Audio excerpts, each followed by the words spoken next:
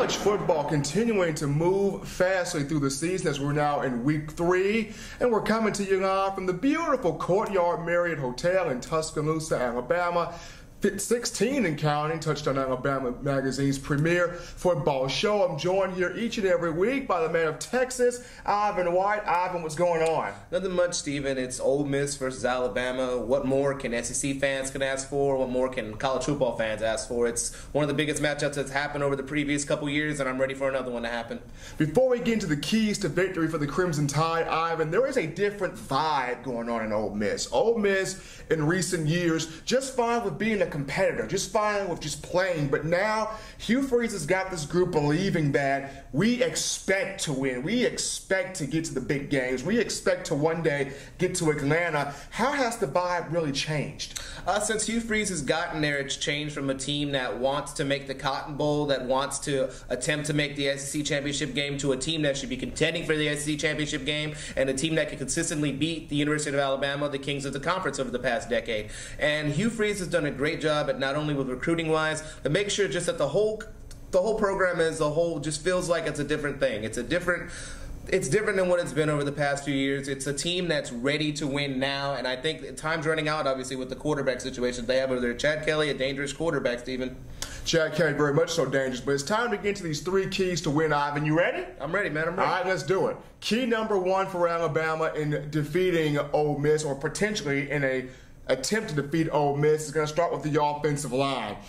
The inside guys, Bradley Bozeman, Lester Cotton, Rosh Pierschbacher, haven't been getting that push up front in the run game the past 2 weeks. How do they get that push this week? I think I just want to see a little bit more aggressiveness from them. I think I want to see a little bit more of them pulling a little bit more as well. I want to see them make contact with not only the first defensive lineman, but the second tier, the defensive backs and the linebackers. I want to see them move upfield a little bit more. The offensive line has to make sure that the line of scrimmage moves upward at least 3 to 5 yards each play. It can't be a stalemate, or it can't just move up 1 or 2 yards. It has to be able to make sure, especially on the run game, that it's pushing that defensive line back. And the way that you can do that is maybe moving the running pocket from just inside in between the tackles to maybe doing a little bit more of an outside run. Have your guards or your tackles swing out a little bit more. And I think putting the backfield in open field is going to help not only the offensive line, but it's also going to help the confidence of the offense as a whole.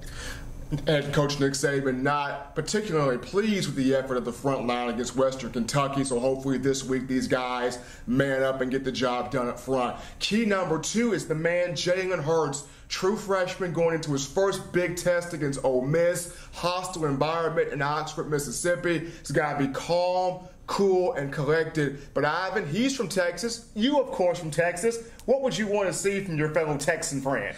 From Jalen Hurts, what I want to see is a little bit of poise in the pocket. I want to see him make those decisions on when to run and when to stand in the pocket a little bit quicker than what he's been making in the previous weeks. He's been making a little bit of slow decisions. The passing has been crisp. The passes downfield have looked great. The cannon of an arm is there. But I want to see him know exactly when to run and when to just sit in the pocket for a little bit longer and wait for the route to develop. I think that's something that Crimson Tide fans are going to want to see, because if he can get out in open field when the time is right with little spies or nobody watching him, watch out, because the possibilities are endless when he's in open field.